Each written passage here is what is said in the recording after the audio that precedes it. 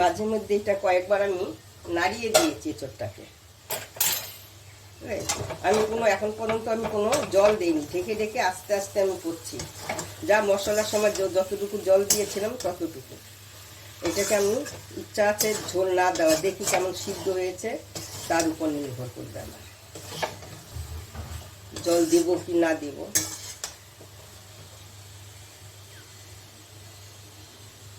এই যে সিদ্ধ হয়ে গেছে, আলুও সিদ্ধ হয়ে গেছে। আমি এখানে অল্প এই যে চিনি দিয়ে দিচ্ছি। নিরামিষ করেছি এটা, সবসময় শুধু আমরা আমিষের লোকরা খাবে, নিরামিষ খাবে না, ওই জন্য এটা আমি নিরামিষ করেছি। তোমরা যখন তোমরা নিরামিষ খাবে যারা, ওরা যখন করবে এইভাবে করবে, দেখো খুব ভালো হয় কিন্তু খেতে। লাস্টে ঘি গরম মশলা দেবে, আমিও দেব। আমার এটা হয়ে নিক আর একটু, তারপরে আমি দিচ্ছি। এখন এখানে আমি দিচ্ছি এই যে চালটাকে আমি ভেজে রেখেছিলাম, এই চালটা হলো গোবিন্দভোগ চাল। এইটার একটা কিন্তু আলাদা একটা সেন্ট আছে, ঘিয়ে ভাজার জন্য একটা সেন্ট আলাদা আছে। এর মধ্যে আমি একটু কি করব, যে ধোয়া মিক্সি ধোয়ার জলটাও আমি এখানে দিয়ে দিচ্ছি।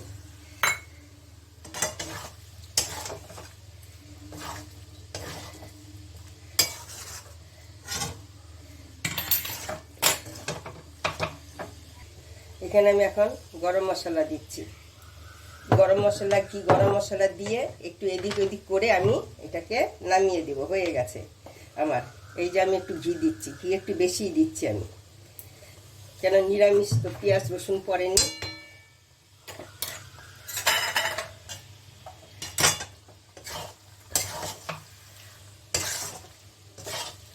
আমি যেভাবে রান্না করেছি তোমরা এইভাবে করার চেষ্টা করবে।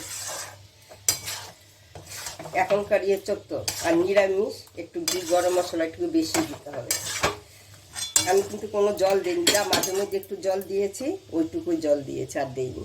আমার এটা হয়ে গেছে, এখন আমি এটাকে নামিয়ে দেব। আমি এঁচোড় রান্না করব, এই জন্য এঁচোড়টাকে একটু পুক্ত এঁচোড় তো আমি এগুলো সব ফেলে দিয়ে এইভাবে কেটে নিয়েছি। দেখো কি সুন্দর করে কেটে নিয়েছি আমি। আর পুরোটা এঁচোড়টা যেভাবে কাটে কচিগুলো ওইভাবে আমি কাটিনি, নিচটা শুধু নিয়েছি। আর নিয়েছি এই যে বিচিগুলো, এই যে আর যে কোয়া থাকে, এই কোয়াগুলো নিয়েছি।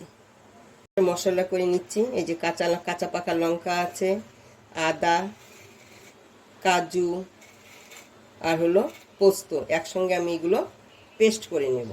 আমার মশলার মধ্যে হলুদ গুঁড়ো, কাশ্মীরি লঙ্কার গুঁড়ো, ধনের গুঁড়ো, জিরার গুঁড়ো আর অল্প চাল নিয়েছি। এটা আমি কি করব তোমরা একটু দেখবে, তাহলে বুঝতে পারবে। কড়াইটা গরম হয়েছে, এখানে আমি অল্প ঘি দিয়ে দিচ্ছি।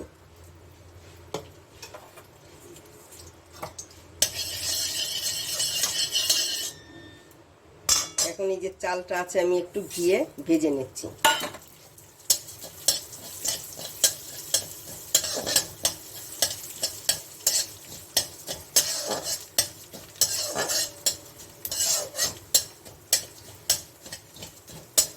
একটু ভালোভাবে কিন্তু আমি ভেজে নিলাম। এই দেখো এরকম ভাজা হয়েছে, আমি এখন এটাকে নামিয়ে দিচ্ছি।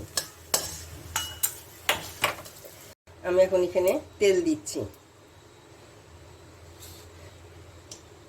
আমি কিন্তু এঁচোড়টা রান্না করব নিরামিষ এঁচোড়। এখানে আমি এখন এটাকে এই যে জিরা ফোড়ন দিয়ে দিচ্ছি আর তেজপাতা। এখন আমি এঁচোড়টাকে দিয়ে দিচ্ছি। আমি এটা কিন্তু ভাপাইনি, একটু পুষ্ট এঁচোড় ছিল বলে আমি ভাপাইনি, কিন্তু এটা খেতে খুব ভালো লাগবে, কেন তেলের মধ্যে ভাজা হচ্ছে, ওই জন্য খুব ভালো হয়। এই যে চালটা যেন আমি ভেজেছি, এটা আমি মিক্সিতে পেস্ট করে নেব। এখন আমি পরিমাণ মতো নুন দিয়ে দিচ্ছি।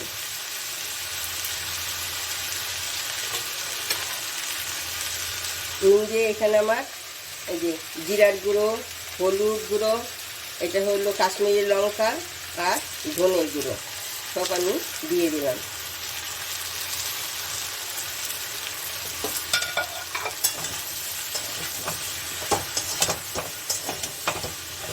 একটু জল ছিটা দিতে হবে, কারণ হলো শুকনো লঙ্কা তো সবগুলো গুঁড়ো শুকনো ওই জন্য কড়াইয়ে লেগে যাবে। এই যে আমি একটু জল ছিটিয়ে দিয়ে দিয়েছি। এখন একটু আমি ঢেকে দিচ্ছি।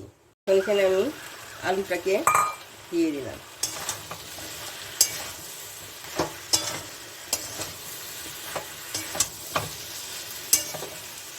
আমি মশলাটাকে দিয়ে দিলাম, যে মশলাটা বলেছিলাম পেস্ট করেছি ওই মশলাটাকে আমি এখন দিয়ে দিয়েছি। এই মশলাটার মধ্যে আছে কাজু, কাঁচা লঙ্কা, পোস্ত,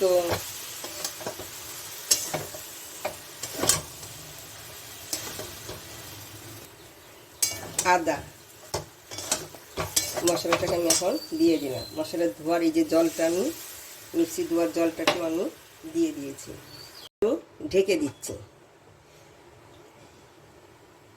মাঝারি হিটে আমি রান্না করব।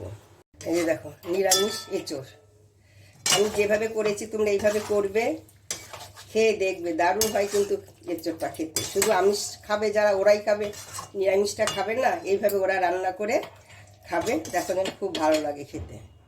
যারা একটু জল জল পছন্দ করবে তাহলে একটু জল দিয়ে দেবে, আর যদি শুকনো খেতে চাও তাহলে এইভাবেই রান্না করবে।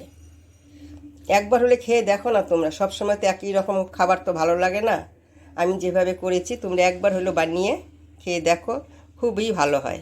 এঁচোড় যেন এত ভালো হয় না বানিয়ে না খেলে তোমরা বুঝতে পারবে না। এই যে একটু বড় এঁচোড়টা বলে এই যে বিচিগুলো খেতে না খুব ভালো লাগে আমার।